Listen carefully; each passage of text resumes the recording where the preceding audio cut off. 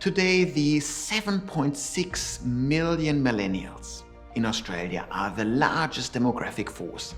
They outnumber as a generation Gen Z and Gen X by about 1 million people. They outnumber the large baby boomer generation by about 2 million people now. There's no other generation that will have such a huge impact on the 2020s as the millennials. This means you cannot afford to misunderstand the millennials. So let's quickly understand what they obsess about.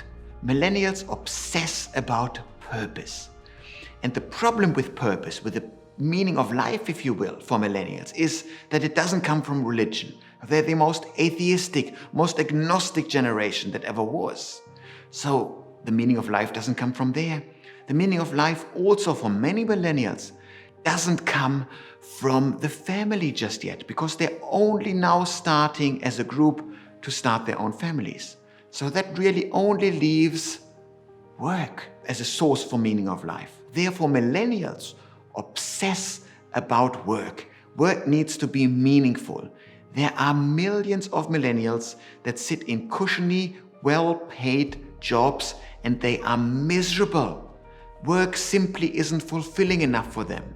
You can think about this what you want, but this is the reality for millennials. It feels very, very real to them, and whether you are a millennial, whether you manage millennials, or whether you market to millennials, understand this obsession.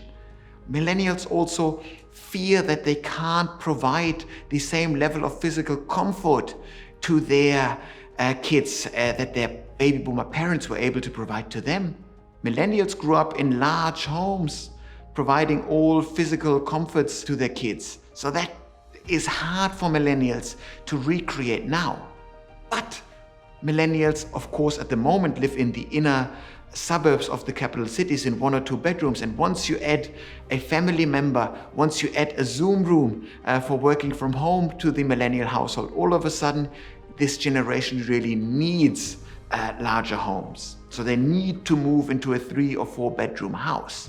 And now millennials have the FOMO, fear of missing out on the property sector, which is really shaping their thinking an awful lot. So I do think if you get these basic obsessions and fears of millennials right, you understand an awful lot about how they tick as a group.